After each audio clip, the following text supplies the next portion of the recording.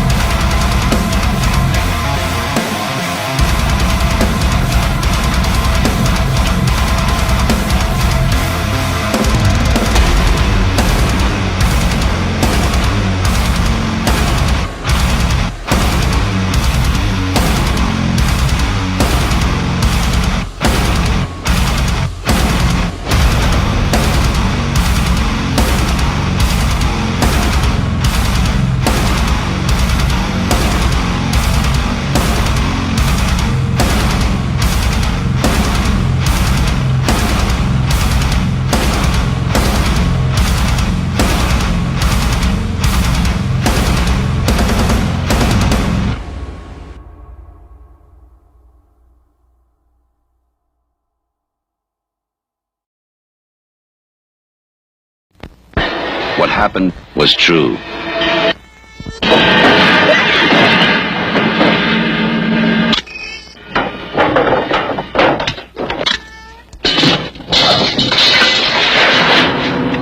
most bizarre and brutal series of crimes in America.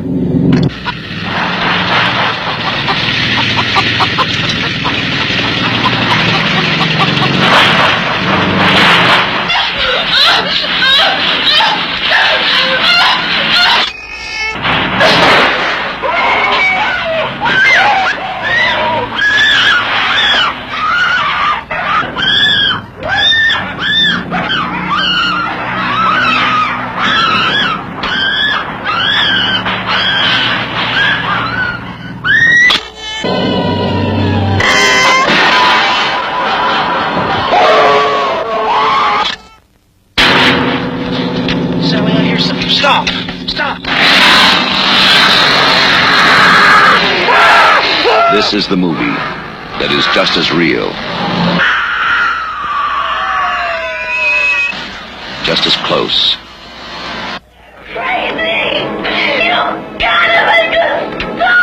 just as terrifying as being there.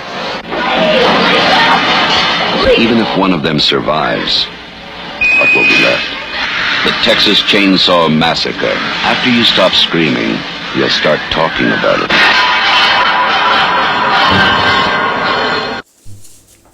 Hey everyone, P. Rich from Hatchet Boys. Today I'm going to be reviewing and discussing Texas Chainsaw Massacre 1974, directed by Tobe Hooper.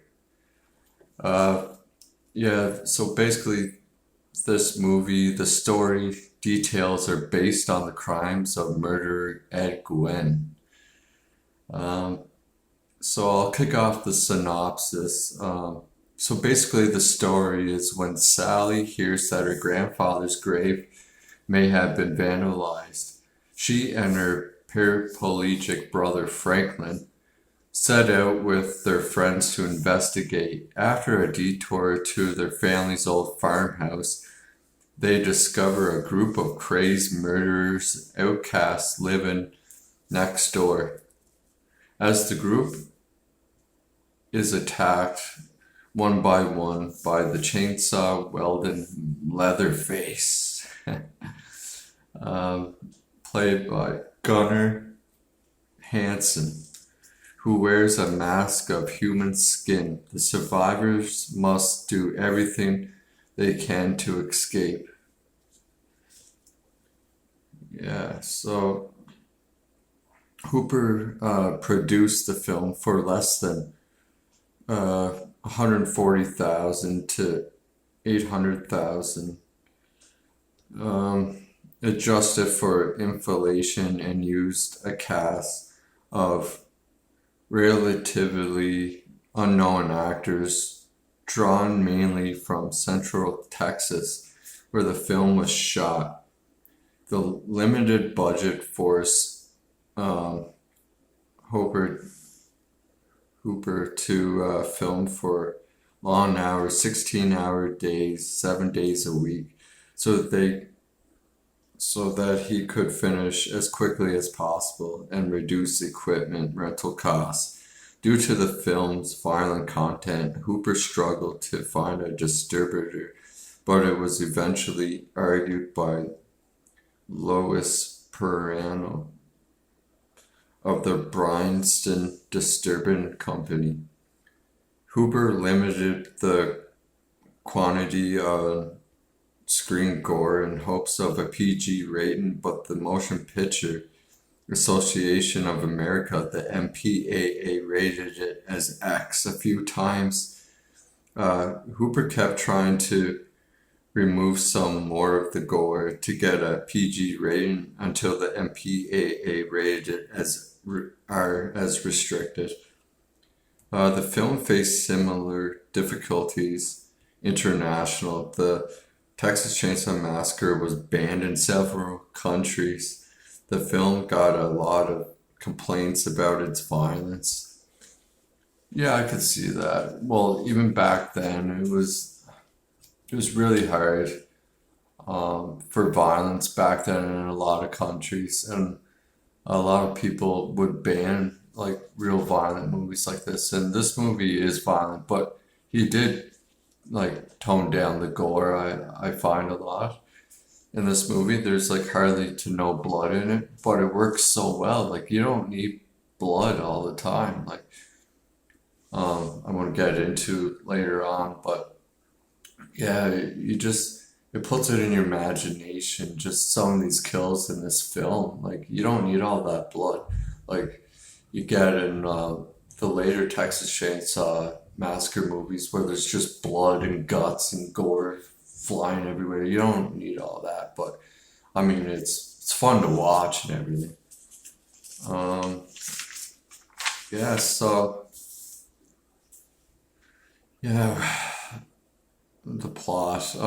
In the early hours of August 18th, 1973, a grave robber steals several remains from a cemetery, Newt Murto County, Texas. The robber ties a rotten corpse and other body parts onto a monument, creating a grisly display which is discovered by a local resident. Just that visual effect of those bodies tied up like in like a statue, like monument type structure thing. It's great visual effects, practical effects as well. It looks great. It looks so real, and yeah, it like that opening scene, and then you see those like you hear that news report of about these grave robberies is great too, and you hear those like those sounds. That sounds great. Um, and then you get the little clips of like these dead bodies. Like it's great. I love it. So driving in a van, five teens take a road trip through the area. Sally, Jerry, Pam, Kirk, and Sally's handicapped brother Franklin. They stop at the cemetery to check on the grave of Sally's and Franklin's grandfather's grave, which appears undisturbed. As the group drive past a slaughterhouse, Franklin remembers his family's history with animal slaughter. They pick up a hitchhiker who says that his own family also has been experienced with animal slaughter. Um, yeah, so when they pick up this hitchhiker, he's really fucked up.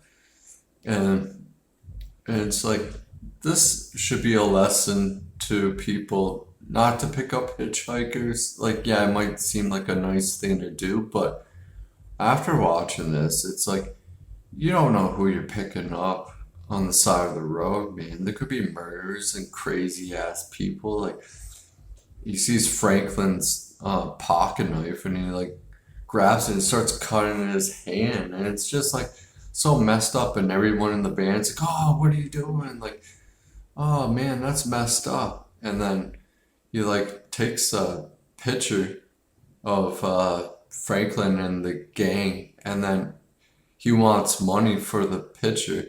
And once there's like said, no, we're not paying you money for a photograph. And then he freaks out, sets fire to the photograph, and then they kick him out of the van. And well, he tries to attack Franklin with his like it's not really a switchblade, but it's like a razor blade. He tries attacking Franklin with, and he does cut Franklin. And but it's like, yeah, like what the fuck are you doing picking up this stranger?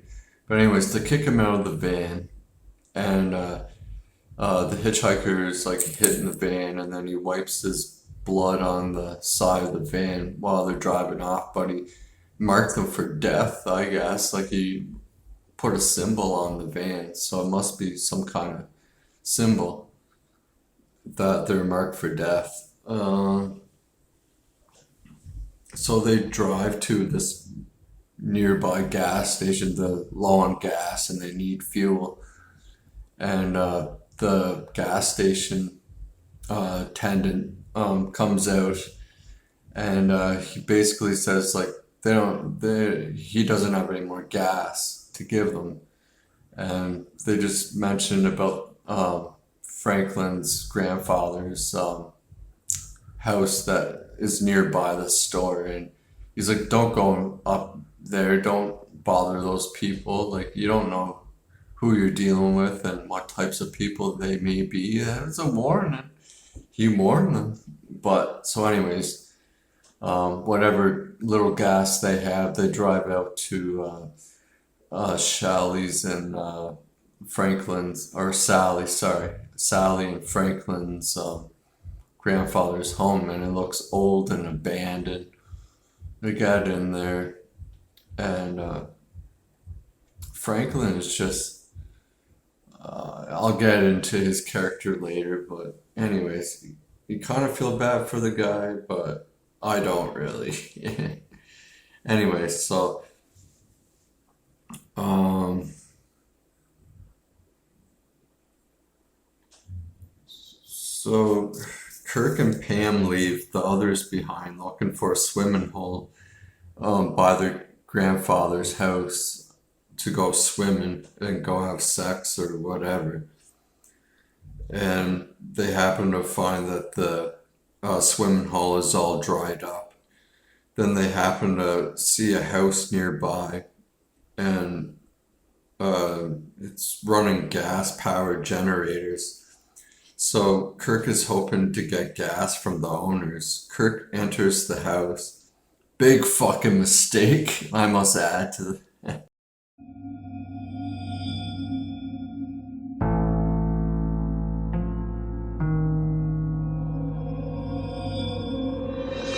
They're actually decent, good jump scares. Like they got me every time. Like when I was younger, when I watched this movie, the jump scares are good.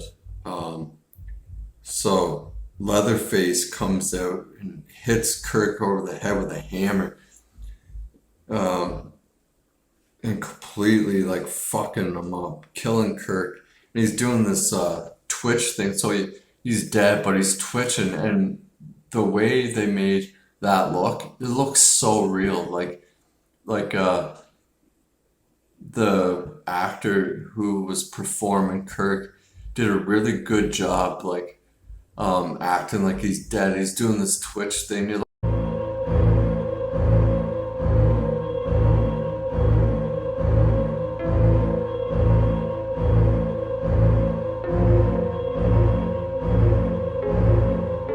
is really effective to watch, I find, when he's dead twitching. It's great. So when Pam enters the house, she stumbles and trips in a room, like just filled with human and animal, like bones, like remains, and the furniture is made out of human bones, and it's just so freaky. It's freaky as hell, that sequence in that scene, yeah. And it's just like, and she's like, where the fuck am I? Like, oh shit, shit. You see all the fear into her. She plays it off well. Like these actors are like, they're not very well known actors. Like they've been barely in anything. But their performances in this movie are so great. Like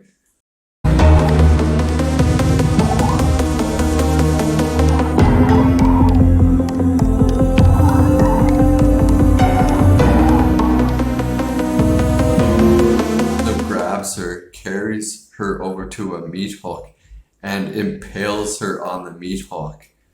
And yet again, no blood.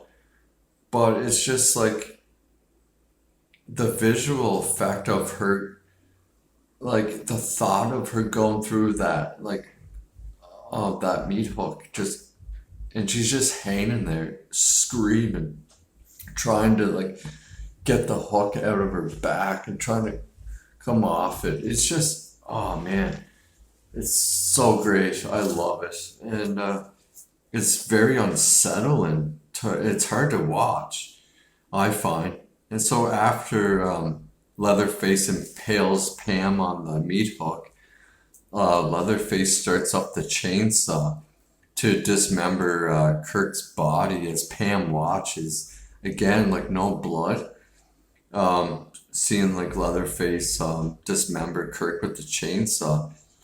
And they actually took the chain off the chainsaw, but Kirk is laying on the table.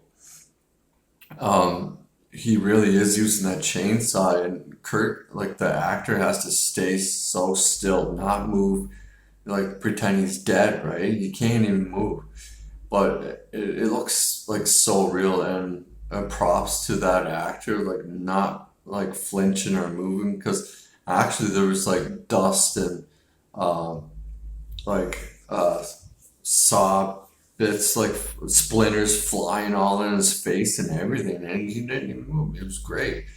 Like this movie is, yeah, it's very independent, and just the way they filmed it, it's very like real, like almost like it's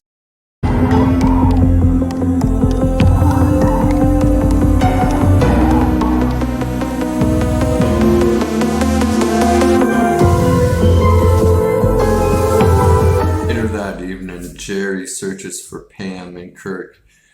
When he comes across the old abandoned house, Jerry enters the house and he finds Pam's nearly dead body in the freezer. And that's another jump scare. And it was great visual effect as well too. Like Pam's body. Like I wonder if the freezer really was plugged in, because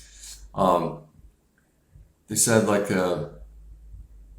they filmed this movie in the heat, and it was like hot as fuck every day, and so like I wonder if she really was in the freezer to cool off. But it looks great because her skin looks like it's starting to turn white, and she looks frozen, yeah, but she like jumps out, and Leatherface just pushes her back and slams the door and kills Jerry with the hammer. That's another great scene too. And then like you see like Leatherface going towards the window, like seeing if like this is the thing. Like what makes me think is Leatherface like aware of like he must have some kind of conscience, because like you see him in the window and he's like staring as like what has he just done? Was it a bad thing he just did? Like, you know what I mean? Which I thought was great.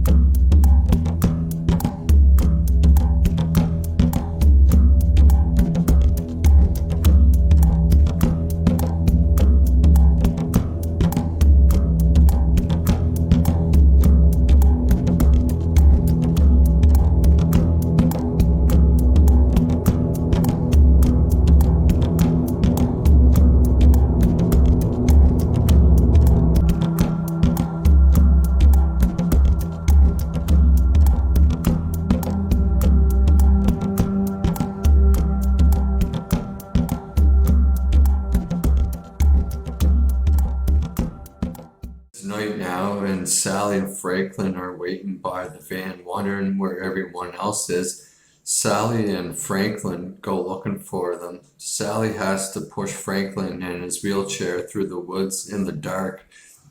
Then out of fucking nowhere, Leatherface appears. Another great jump scare. You don't see it coming either. Killing Franklin. Like it's a great kill. No blood either. All you see is Franklin's arms like going like this, and uh, Sally's like screaming, and fucking Franklin's screaming.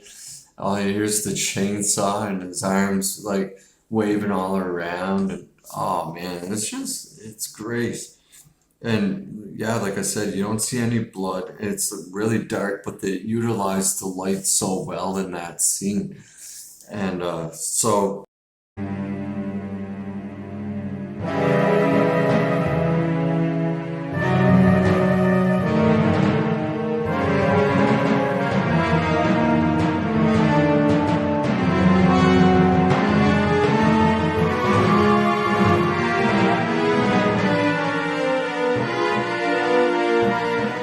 oh fuck, and takes off, and now Leatherface is chasing after her. She comes across the house and she runs in the house. Um, Chase and Leatherface is chasing after her. She locks the door and she runs up the stairs, and then she um, runs into this room and sees this like corpse of this old lady, and then uh, starts screaming. She sees this old man, and he's like, you don't know if he's dead or what, but this really old old man just sitting there, and she freaks out and tries to run back down the stairs, and Leatherface is through the door now, and he like runs up halfway the stairs. She's running down the stairs, so she runs back up the stairs. He's chasing after her, and like, oh, I love this scene. Like, she jumps right the fuck out the window, not even think twice about it. And that's something I would do. I wouldn't even think twice about jumping out a fucking window if a crazy man is chasing after you with fucking like like skin, like wearing a face, like wearing skin on your face, like on his face, and he's chasing after you with a fucking chainsaw. Like, I wouldn't even think twice about jumping out that fucking window, man. I love it. It's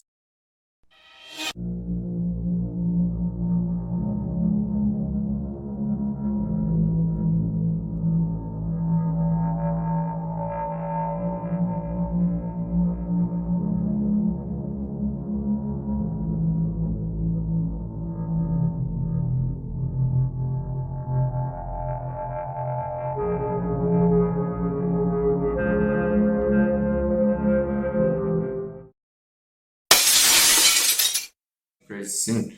So Sally's like running through the woods again, and then she goes to the gas station, and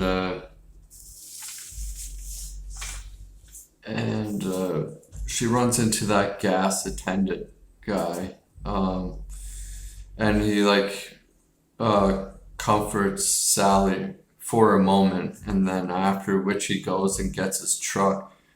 Uh, Sally's like left all alone in the store.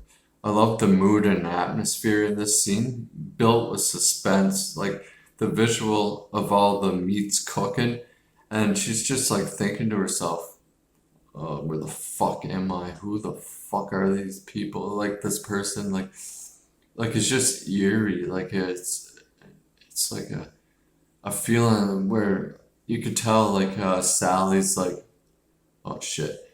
And then he comes in, you see the old man come in with a sack, like a bag. And she's like, no, no, stay away from me, stay away from me. What are you doing? What are you doing?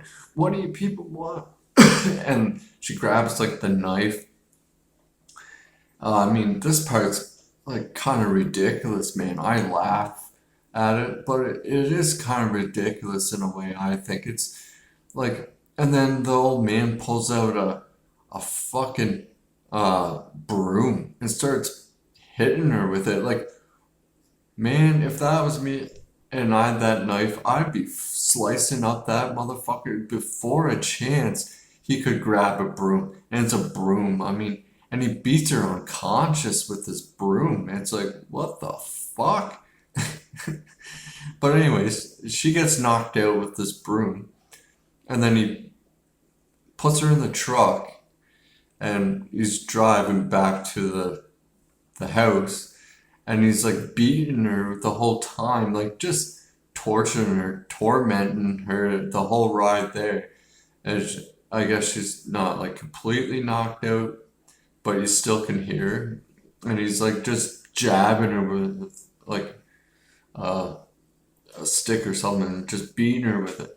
And then so he's like at the house now, and he's entering the driveway, and you see that hitchhiker guy they picked up earlier in the movie.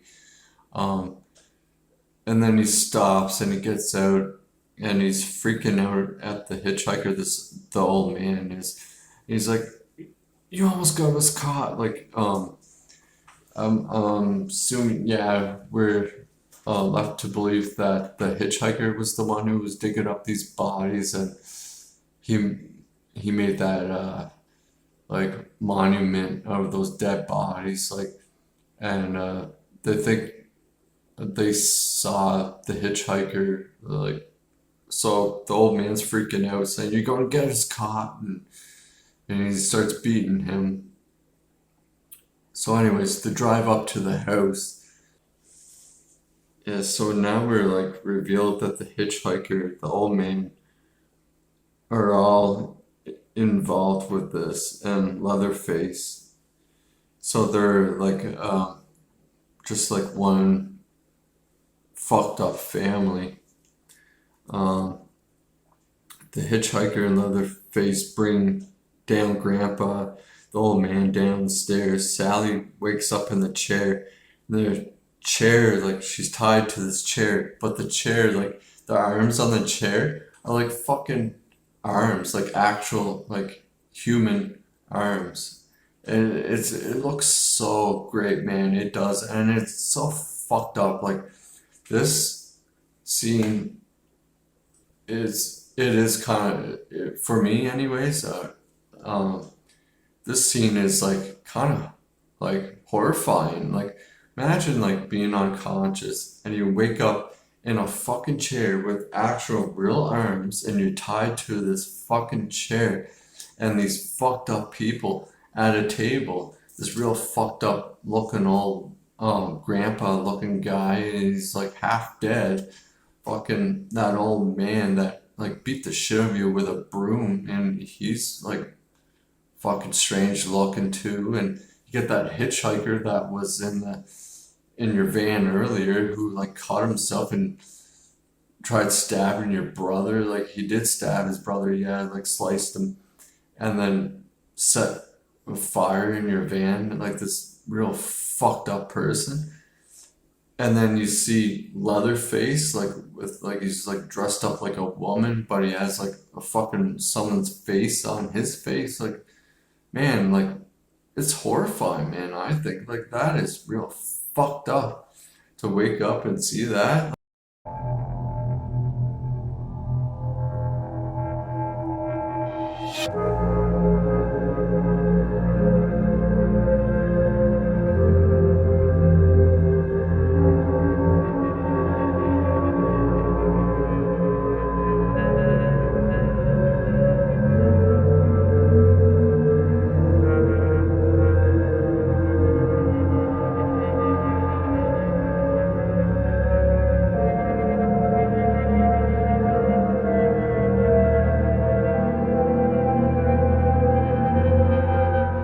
The visual effects of this, because you see her eye, the camera keeps like focusing on her eyes. It's eerie as fuck, and then you get them torturing her, like tormenting, laughing at her, and she's like, "What do you want?" Screaming, freaking out, and it's just like the way it was filmed, like the grittiness of this movie is just very well done.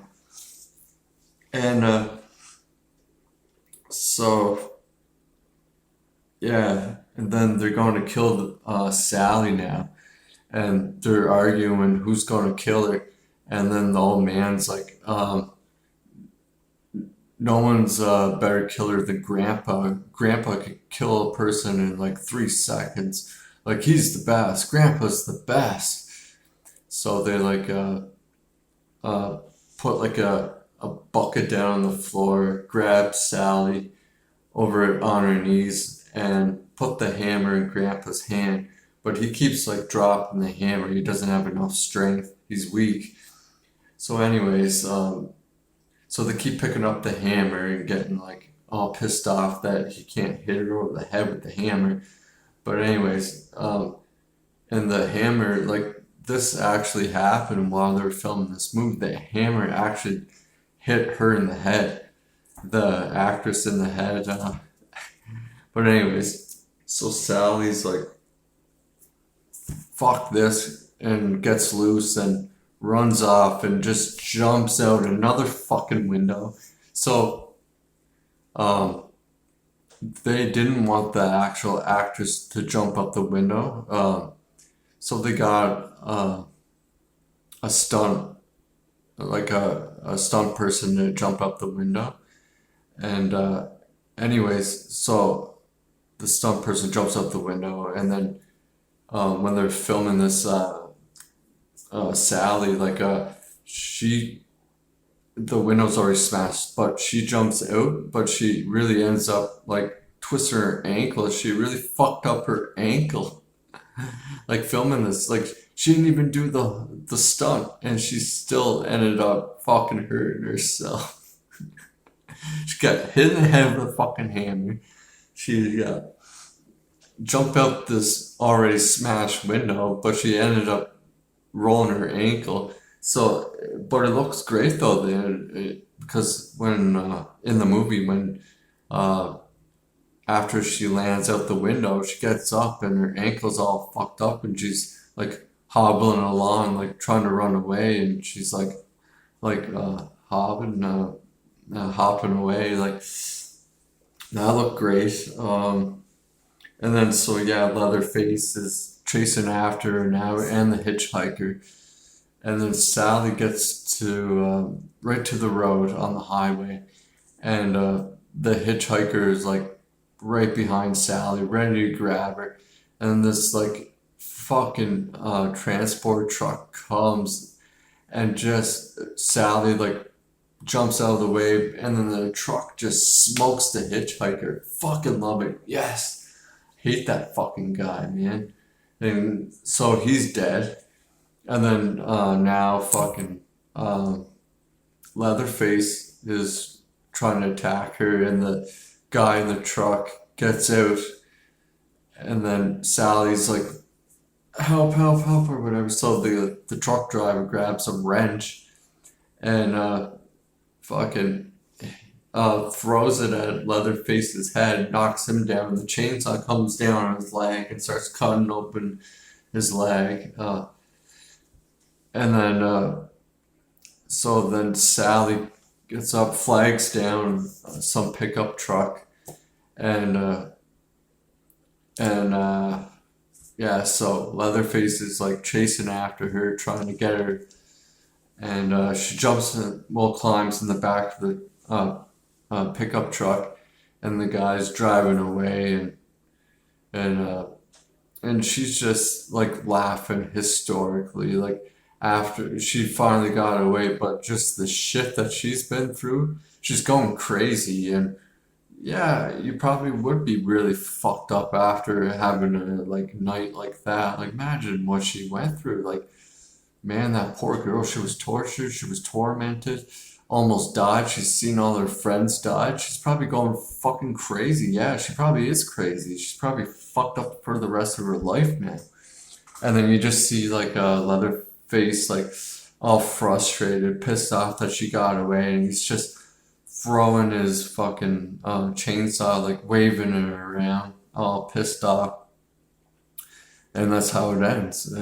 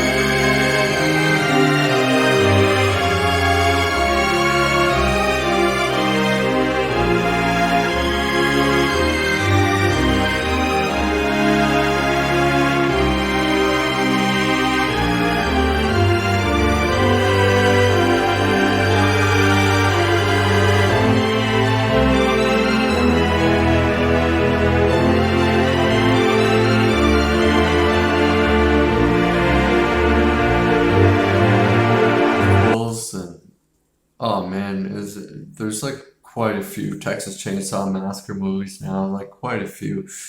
Um, and for me, um,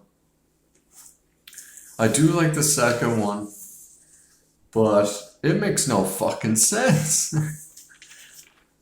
Like there is a lot of good scenes in that movie. Um, but I mean, like I said, it just doesn't make any fucking sense. A lot of that movie. The second one is good though. I do like it. The third one, not so much. I don't really like the third one. The fourth one, you get Matthew McConaughey and Patricia Arquette. Yeah, they're good actors, and I mean, that movie's not that well either. But Matthew McConaughey plays a really good uh, like crazy person. Like his name is Elmer, I think, in that movie, and it's not bad. Like there's some scenes I like in that movie, and then there's other scenes not so much.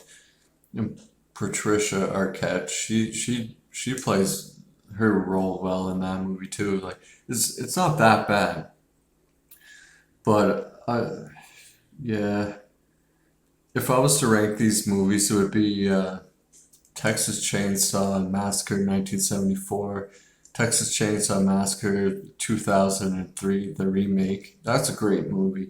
It's fucking great. I really like it. Yeah, and then the prequel one wasn't too bad.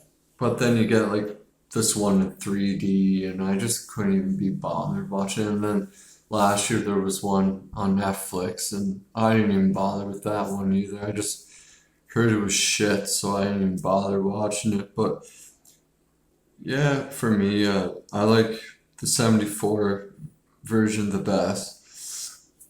And then the 2003 is like up there. It was great. It was great remake for sure. Um, so my first impressions watching this movie, yeah, I was young, and I remember like it didn't scare me, but it was like that eerie like feeling. It was just like some parts like it did I get like jump scares from, but it's not overall like a scary movie. But I mean, just the way Toby Hooper filmed it is like I was saying when Sally wakes up and you see that whole fucked up family just there, like that's a very unsettling feeling I find. And the meat hook, like, oh man, it's just I remember, yeah, my first impression. I really liked this movie. I still do really like this movie. Um, yeah, that's basically yeah my first impression of this movie. Yeah, uh, I thought it's scary, but it is and it's not. It's just really leaves an unsettling feeling for me, like a eerie feeling. Um, so the cast of actors. So Marlon Burns as Sally, Alan um, Danziger as Jerry, Paul A. Patton as Franklin, William Vale as Kirk, Terry McMinn as Pam, Ed Edwin Neal as the hitchhiker, um, Jim Sido as the old man, and I really like in the remake the old man played by R. Lee Ermey as the sheriff Hoyt. Oh man, Lee Ermey, like he's such a great actor. He was awesome in Full Metal Jacket. Like everything that man played in, he was great. Like, I thought he was even like better than the old man in this one in the 2003 remake. Like, now he puts the fucking fear into you in that film, man. Oh, it was great. He's so great. I love him. And we get Gunnar Hansen as Leatherface. Andrew Benarski in the 2003 remake. He played a great Leatherface as well.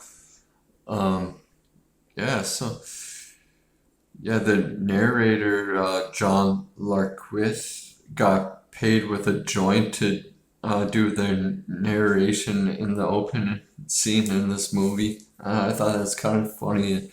We're just going to pay you in a joint. Yeah. So the best character for me is Sally. She plays her role like very well. Just how terrified she is throughout this film is really believable. It's very convincing. Um, yeah, she just does a really great job at being like terrified. My second favorite is Leatherface, Gunnar Hansen. Just how he brought to life Leatherface, like how well he did that. Like he played his role very well. Gunnar Hansen spent 3 days at a psychiatric ward facility to see like how the patients really acted, to get a better understanding of how like crazy people are and how they behave. So he brought that to his character as Leatherface. Like great performance. Hats off, man. No, honestly, like seriously.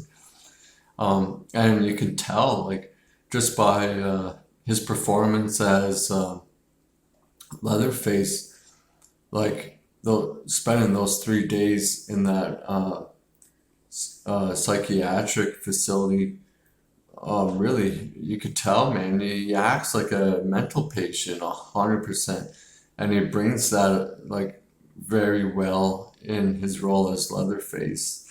Like I mentioned earlier, like the part where he's like sitting up by the window, he's just, and the camera like zooms into his face, and he's like just looking like, the hell did I just do? Is it right or wrong? That's what I get from it. Like he does kind of have a conscience, probably, because that's what it seems like to me. Like he's like thinking what he just did, was it okay or not? Like, like kind of guilt maybe. I don't know.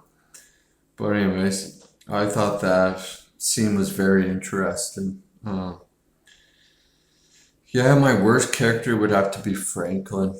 Oh man, it's just his whining, his bitching, his mannerisms. It's just he's blowing fucking raspberries. Like, yeah, I know they wanted to keep it PG, and 74. They didn't put a lot of swearing in their movies back then, but him blowing raspberries and shit, man, it was so fucking annoying, and just like the way he's like, "Oh, come on, Franklin," and like the way he's going on, I just found it so fucking annoying. And like at the first of the movie where you see Franklin and he's taking a piss and he like falls down the hill, like I felt bad for the guy. Like I was like, oh shit, man, that ain't cool. But it's like the movie going on, like I'm like, man, I don't like this Franklin guy at all. Like, no. Anyways, I was kind of glad when he fucking got it from Leatherface. Like, it was kind of funny, to be honest. It was. He's like, ah! It was great. My other worst character would have to be the hitchhiker. He played his role like great as like a real fucked up, eerie, like fucking creepy weirdo. But like as the character itself, I didn't like the fucking character. It's just, I don't know. It's like a real unsettling feeling every time I see that fucking guy, man. Just Like he did a really great job, I think, playing the character.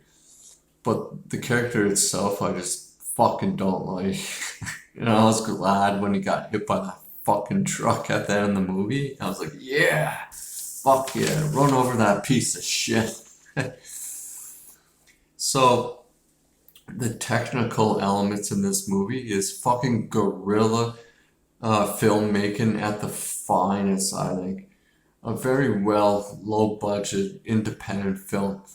I love the camera work, the gritty look to it, the mood and atmosphere, the elements of like isolation in the woods, the darkness, the old houses, like the violence, but hardly no blood. I love that, man. I love that. Like with these older movies, you didn't need that blood. Like, yeah, maybe a little blood, but like, oh man, it just puts it in your mind, like your imagination, like which I love. I love that. Anyways, so yeah, it works so well, and like the sound in this movie was great. Like, uh, Toby Hooper couldn't get rights to songs to play in this film, so he basically had to come up with his own. So he got sounds from like real like actual slaughterhouses and he put in this film and it works so well with it. It does. I just love it. I love the sound of this chainsaw. Like, oh man, it just brings that like doom fucking feeling. Like, oh shit, a chainsaw. Like, oh, it's great. Um, so Toby Hooper based elements of the plot on murder Ed Gwen, who committed his crimes in the 1950s in Wisconsin. Glenn inspired other films such as Cycle and The Silence of the Lambs. During development, Hooper used the working titles of Head Cheese and Leatherface instead of Texas Chainsaw Massacre. But I thought that was pretty cool. Fucking Head Cheese.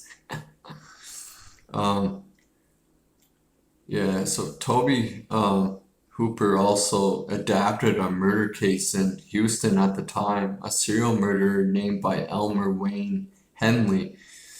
When filming the like high, yeah, while they were filming this movie, there was really high temps. Like we're talking about like 110 degree Fahrenheit heat and 43 degrees, like while filming 16-hour days, 7 days a week.